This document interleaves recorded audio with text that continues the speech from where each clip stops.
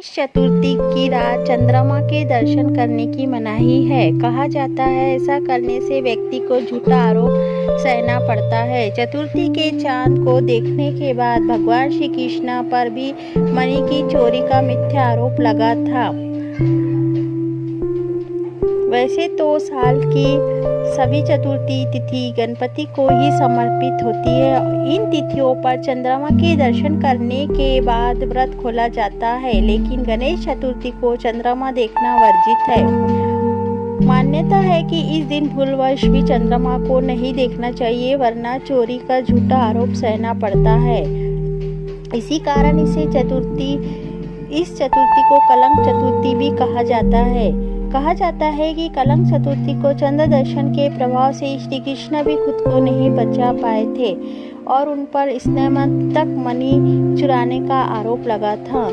जानिए इस पूरे किस्से के बारे में। श्री कृष्ण की नगरी द्वारका में रहने वाले सत्यजीत यादव ने सूर्य नारायण की उपासना करके उनसे स्नेहात्मक नामक मणि को प्राप्त किया था। ये मणि पूरे दिन में 8 बार सोना देने में सक्षम थी।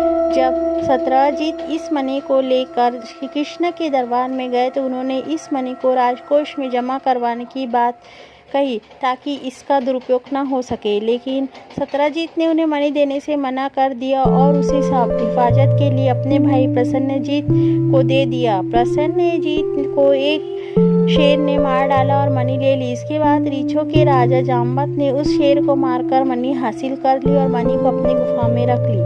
जब प्रसन्नजीत वापस नहीं लौटा तो सत्यजीत को चिंता हुई। उन्होंने श्री कृष्ण पर मणि की चोरी और प्रसन्नजीत की हत्या का आरोप लगा दिया। कहा जाता है जिस दिन श्री कृष्ण पर यह आरोप लगा उस दिन गणेश चतुर्थी थी और उन्होंने भूलवश चंद्र दर्शन कर लिया था। इस आरोप से मुक्त होने के लिए नारद जी ने श्री कृष्ण को चतुर्थी के दिन भगवान गणेश जी की पूजा व व्रत करने का विधान बताया। इसके बाद श्री कृष्ण ने वन में जाकर प्रसन्नजीत को ढूंढना शुरू किया।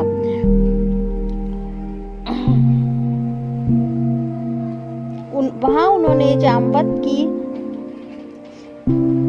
पुत्री जामवंती के पास उस मणि को देखा और उसकी मांग की, लेकिन जामवंती ने मणि देने से इनकार कर दिया। तब श्री कृष्ण ने और जाम्बवत का 21 दिनों तक घमासान युद्ध हुआ। जब जाम्बवत श्री कृष्ण को पराजित नहीं कर सके तो उन्हें एहसास हो गया कि ये भगवान के अवतार है। इसके बाद उन्होंने श्री कृष्ण से क्षमा याचना की और अपनी पुत्री जामवंती का विवाह उनके साथ कर दिया और मणि वापस लौटा दी। जब श्री कृष्ण मणि को वापस लेकर लौटे तो सत्यजीत को बहुत लज्जा हुई और उन्होंने श्री कृष्ण से क्षमा मांगी और अपनी पुत्री सत्यभामा का विवाह उनके साथ करवा दिया। कहा जाता है कि यदि चतुर्थी को भूलवश चंद्रमा के दर्शन हो जाए तो फौरन 5 पत्थर किसी दूसरे की छत पर फेंक देना चाहिए। इससे चंद्र दर्शन का दोष समाप्त हो जाता है और यह कथा सुनना चाहिए। चतुर्थी की रात चंद्रमा के दर्शन करने की